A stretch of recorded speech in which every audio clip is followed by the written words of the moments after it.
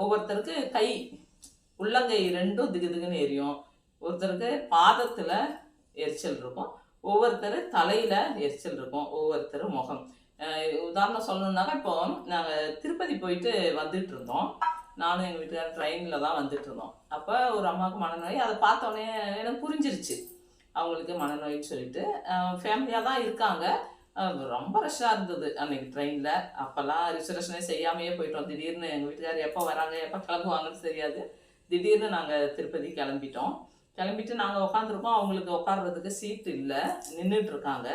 அந்த அம்மாவால் ஒன்றுமே முடியலை. அப்படியே நின்றுட்டு ஒரு மாதிரியாகவே இது பண்ணிகிட்டு இருக்காங்க. ஆனால் கூட இருக்கிறவங்க இது சாப்பிட்றியா அது சாப்பிட்றியான்னு கேட்குறாங்க. அவங்களால ஒன்றும் முடியலை. லாஸ்ட்டு அவங்க என்ன பண்ணிட்டாங்கன்னா, ஒரு வாட்டர் பாட்டில் தண்ணி வேணும்னு கேட்டாங்க. சரி குடிக்க தான் கேட்குறாங்கன்னு நினச்சி நான் பார்த்துட்டு இருந்தேன். என் பக்கத்தில் தான் நின்றுருந்தாங்க. வாட்டர் பாட்டில் எடுத்தாங்க, திறந்தாங்க. அப்படியே முகத்தெல்லாம் ஃபுல்லாக, தலையில் முகத்தில் எல்லாம் ஃபுல்லாக தண்ணி ஊற்றிக்கிட்டாங்க. ஊற்றிட்டா அவங்களால ஒன்றுமே முடியலை. அப்படியே அதை ஊற்றிட்டு அங்கே இருக்கவங்களாம் என்னங்க தண்ணி மேலெல்லாம் படுதுன்னாங்க. அவங்க எதையுமே சட்டை பண்ணலை. அப்படியே ஒரு பாட்டில் தண்ணியை தலையோட முகத்தோடு சேர்த்து அப்படியே ஊற்றிக்கிட்டு அப்படியே நின்னாங்க. அது மாதிரி அந்த ஒரு எரிச்சல் தான் மெயினாக வரும். அதை வந்துட்டு அவங்க யாருக்கிட்டையும் இதனால தான் எரியுதுன்னு அவங்களுக்கும் தெரியாது, பார்க்குறவங்களுக்கும் தெரியாது, அவங்களுக்கு சொல்லவும் மாட்டாங்க. பார்க்குறவங்க தெரிஞ்சுக்கணும், அவ்வளோதான். அப்படி இருக்கும். இந்த மனநோய் வந்துட்டு எதனால மெயினாக வருது தெரியுங்களா?